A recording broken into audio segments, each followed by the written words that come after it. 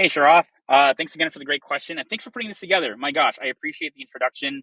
Appreciate all that you're doing, and just putting this all together. And I can't wait to meet you in person. I didn't know you were in Atlanta, so we're gonna have to find an excuse to get to go know each other very, very soon. So again, thank you so much, and thanks for the question. Great question, which is, as we all know, Notion is incredibly famous for the ambassador program. What are some best practices you think community builders should follow when building a community program like ambassadors? Great question. The ambassador program was begun by Ben Lang, and he did an amazing job at kind of, when he first started building the community, accepting people that embody the values of Notion, and just were like very kind, thoughtful, and like a giving community. So those initial members really, really kind of set the tone for what the rest of the program would look like. And I learned this lesson as well in Startup Grind, where a lot of the early chapter directors that we kind of onboarded were very, very much drawn to our values. Again, similar with Notion, they had very, very strong values that were very clear. And it just basically just simply attracts those kind of folks that you want to have in your community. So building those early kind of applicants early on and making sure that they kind of are very, very aligned with kind of your similar beliefs really helps with kind of scaling the community in that image moving forward. And I think because of that, we've had an amazing community that's very kind. You see it across all multiple platforms across the web, and it's just been a joy to work with. So I think values are really important.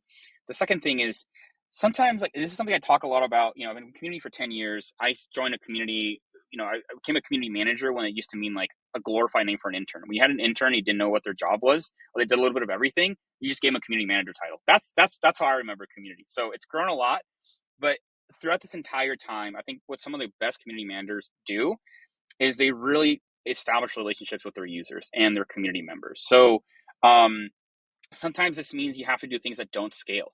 So when I first joined Notion, the first thing that I did, I spent the first 2 weeks, I basically opened up my calendar from 6 a.m. to 6 p.m. I don't recommend it, but it was helpful at the time. And I basically allowed anyone to set up a one-on-one call with me. And I just like went after everyone. I tried to get as many one-on-one calls as I could. And I just asked for feedback. I was like, hey, I'm new here. I really want to improve the community as I'm coming in. Since this isn't my community just yet, like, you need to be honest with me, give me frank feedback, and I'll do my very best to like improve upon it. And it was very, very helpful. And not only did I get some great feedback that we kind of just use to change and adapt the program moving forward, but I built relationships with people. Like, I know Ben Borowski, he's a volunteer firefighter, has one of the coolest rooms in the entire world that he streams from, and just like, has the cutest little dog, right? Francis Odera Matthews is out of, an amazing, amazing aesthetics centered, consultant and creator out of, the UK, who is doing like gorgeous, gorgeous amount of work, and also is a model on the side, loves music, loves Afro beats, and just a little bit of everything in between.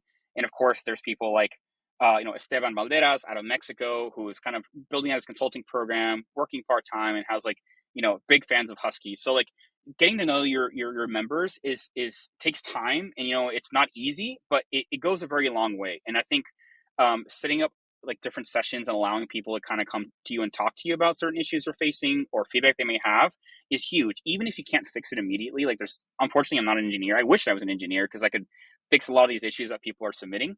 But even just being heard is a huge, huge part of kind of running a cared for community. So I think early on, especially, kind of doing things that don't really scale can really go a long way while scaling. So hopefully that answers. And if you have any follow-up questions there, let me know, and I'm happy to kind of dig